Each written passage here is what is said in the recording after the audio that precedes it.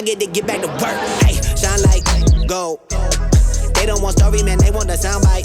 I'm like, no. What's going on, guys? Hey, it's Josh. I'm the founder and master electrician here at Empowered Electric, and welcome to Empowered ED, where we take a little close look at all things skill trade related, hopefully sharpen your skills, whether you're a DIYer or a master electrician. We hope you get some knowledge out of this. Apprentices too, we like you. And I want to give a special shout out. Someone said, hey, stop referring to just the males. Like, I realize that females also watch this show. Just know that the two videographers are Aaron and Brett with Intrepid Creative, who are dudes. So a lot of times I'm talking to them. I don't mean at all to exclude any female listeners, watchers, all that kind of stuff. Thankful you're here. You do make the skill trades better. But one of the things I want to talk about today is a comment on a recent video of ours was asking about us possibly talking about how to use a tape measure. Now, I'm not gonna lie.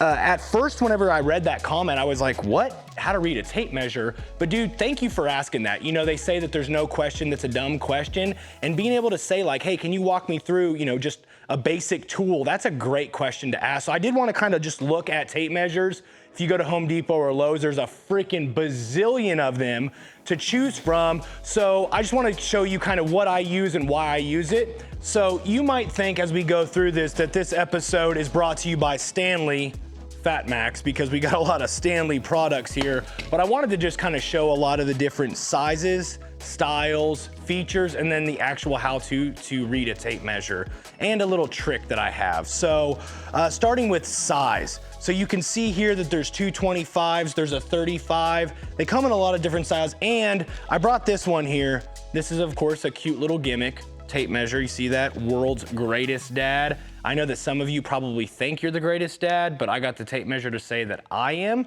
Kids gave that to me for Father's Day. But this is just one of those tape measures that goes out to, let's see here, 10 feet.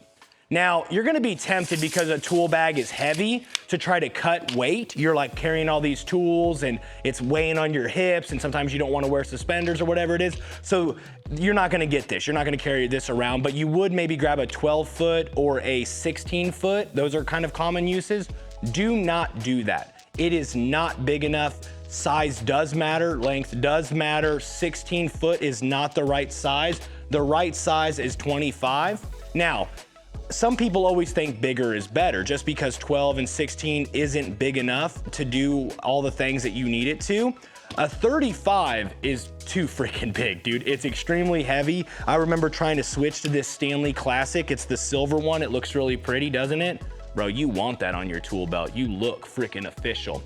However, there's a couple things that drop this down, but the size is really good if you're working outside, like underground, where you need to take long measurements. But for a day-to-day use, climbing up and down a ladder, running conduit, anything like that, 35 is too big. So 12 and 16 is too small. 35 is good for site work. That's about it. The greatest size are these 25s. These 25-foot tape measures get you almost anywhere you need to go. They're the right weight, all that kind of stuff.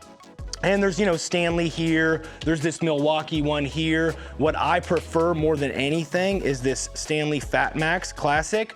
Now, I know what you're saying. You're saying, how can I trust you when you have a brand new tape measure straight out of the box? Yeah, somebody stole my freaking Fat Max, okay? That happened. It sucks.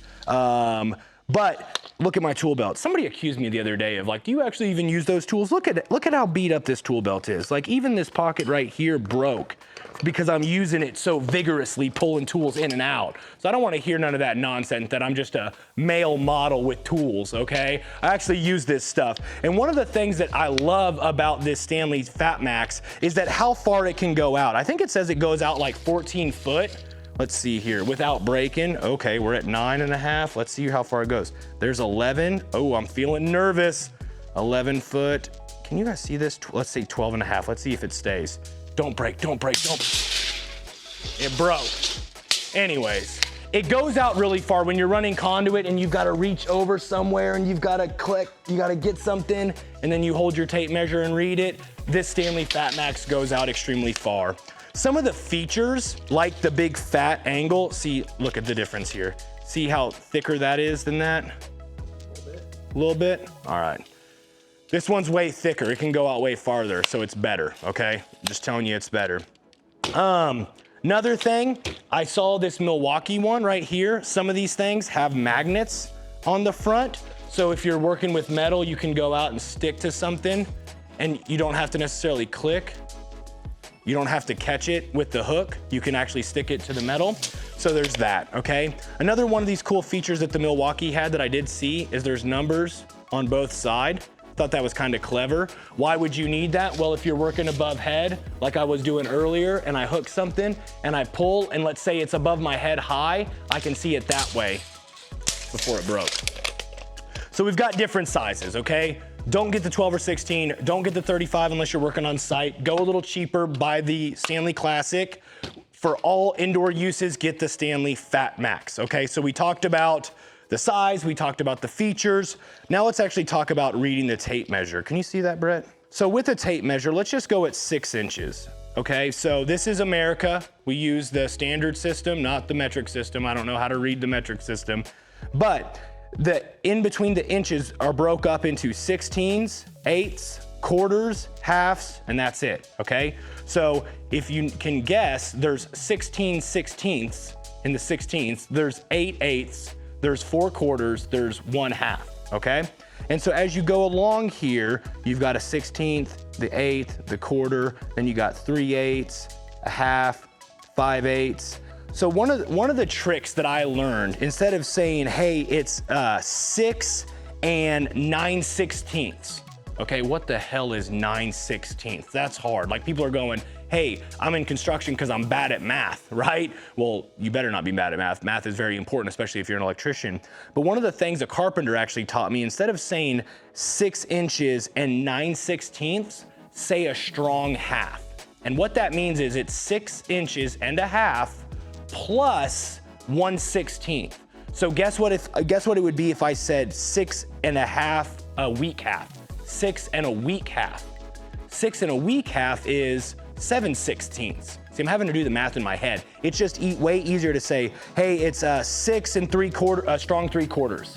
6 and a strong 3/4 means go to 6, 3/4, and go up 1/16 and make your mark. Does that make sense, Aaron? Can you follow? Should have taught that in elementary school. So if I said 10 and a week quarter, 10 and a week quarter, do you know what it would be? 10 or a quarter, off of 16. Which is 3/16. So bada bing, bada boom, we got it. The last thing I'm gonna say about tape measures is one of the things you gotta learn to do is when you throw it out, use your finger to hold it. You see that? See that? Watch this again, watch this. Boom, like that. Because if you just do this and try to like, see how that twisted? Go out, you can grab here and then reach across and grab your thing. Grab whatever it is that you're grabbing and kind of hold pressure down low. It'll keep it steady and it'll keep it from coming off what it's connected to. So you connect, put some pressure on there, on the bottom, and you just slide. Did you get that, Brett? Watch this, slide. Now let's see what happens whenever I clip it and I don't put the pressure on it. Got weak, fell. That makes sense. Aaron, could you use a tape measure now? Yeah, you feel pretty confident? So different sizes. Go down that aisle, find the Stanley Fat Max 25 foot. Don't buy the 35 foot. If you're gonna buy the 35 foot, buy the Classic. Don't buy the gimmicky things like this. Don't think that you're gonna be able to do any kind of meaningful construction with this. It's okay to dabble around in some other ones that have magnets or you can see underneath or anything like that.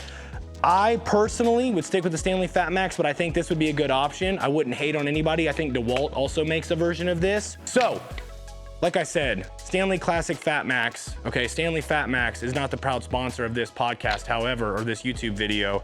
However, it's a really freaking good tape measure. And if you want to get good at reading it, just remember there's 16th, 8, quarter, half, 3/4. Just learn to read those. Mark them down, measure them. A strong half, a weak half, whatever you want to say. Guys, that's about all I can talk about with freaking tape measures, okay? If you like this, be sure to share, subscribe, rate, review, all that kind of stuff. You can see more, go to empoweredkc.com. That's our website. Go to the Empowered People podcast on iTunes and Spotify. You'll hear me talk a lot more. Have a great day.